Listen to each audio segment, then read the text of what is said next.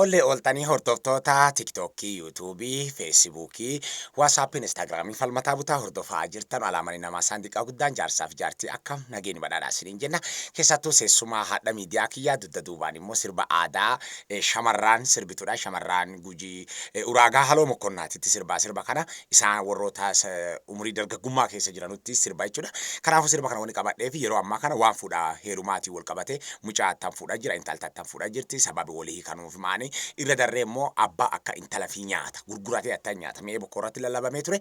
Kana wal qabatee abbaa gadaa Gujii hokkuu jechuudha. Istiidiyoo irratti fudhadhee yaada garaa irraa fudhadhee jira. Odeeffannoo garaa garaati waa'ee bosonaa ardaa jilaatii wal qabatee akkaataa tolaa soddaan kabaja qabu wal qabatee yaada gaarii irraa fudhadhee jira. Meesin immoo keessattuu akkuma bareedina aadaa teennaa san jabaannee qabannee deemuu qabna. Gaazexeessaa Anuma Falmataa Butaatii ogeessa kaameraa Oromiyaan ta'u Oromooti. Haasoo abbaa gadaatiin duuba walta deebina. Haasoo ichi kunooti. Gujii waan sadi guurtoo amana. Wanni itti amanu waan qulqulluu jedhee amana. Waan qulqulluu qulqullichaadha. Waan gurraachaadha malee Gujiin waaqa gurraachaadha. Gujiin gurraachaadha. Gujiin gurraachi kuni waan kun qulqulluu jedhee amana. Wayyooma waaqarra darree waan qulqulluu daban qabu jedha. Haati qulqulluu jedha. Haati nama dhalte tun. Haati nama dhalte qullitti cubbuun qaddu booruun qaddu. Haati tafeete haateetuuti qulqulluu jedhee amana. Bishaan cubbuun qabu qulqulluu jedhee amana Gujiin. Bishaan nuti unnu kuni qulqulluu jedhee amana. Wanna kana sadiin Gujii iddoo guddaa laala. Waan kana sadiin keessa horteen jirti. Horteen tun ta ilmaa intala. Fuuti aadaa jenneer. Heerumti aadaa jenneer. Amma mucaan dhalate gudeeda abbaatii bahe gadaamessaadhaatii bahe. Intalti dhalalte gudeeda abbaatii baate gadaamessaadhaatii baate. Nami kun nama wal darsuu miti. Noha gadaa tanaatti kalee damma jira durii dullo. Gujii kalee damma jira dammi jambi jira. Mee ammaan tana Gujii kana yoo gaafatte baddaa gammoojjii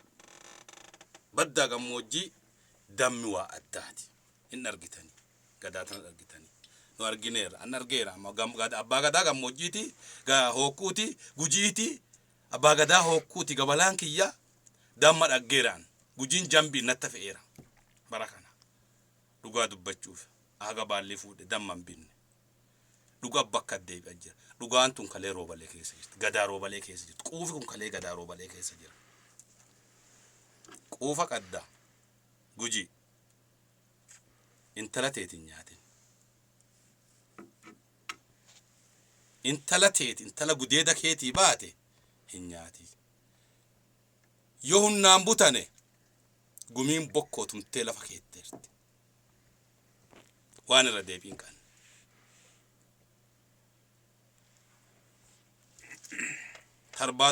Darbaatu maatan qabu reebuu qaba. Ajjeechaan qabu reebuu qaba. Gaafa buttaalleen. Intala tee yoo mufatte waa aadaan gumiin bokkoo sii murtee fudhadhu nyaadhu achiin gara kan birriin hin nyaati homaa siin gootu. Abbaa intalaa dhage abbaa ilmaalee dhage Gujiin balbaa torbaa dhage Gujiin fincaan shanii dhage Gujii haganaa sadii nu dhage haganaa sagalii naa dhage filannoon qabnu tanan nu horsi tanan nu leessisa. Gumiin bokkoo bulukkoo sii murte damma sii murte kormaa goronsa sii murte baddaa gammoojjii garaa gartee qabaatuu danda'a.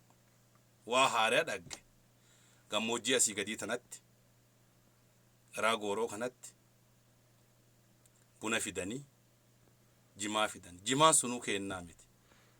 Jimaa caatii isa jennu kan inni nuu kennaa miti.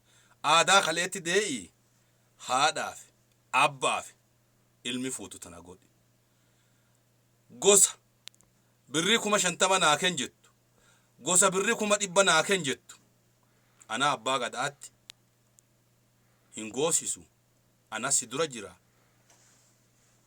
gujii dura gadaa jira gujiin gadaan bula konat gadaa uraagaa teemu gadaa maattii teemu gadaa hokkuu teemu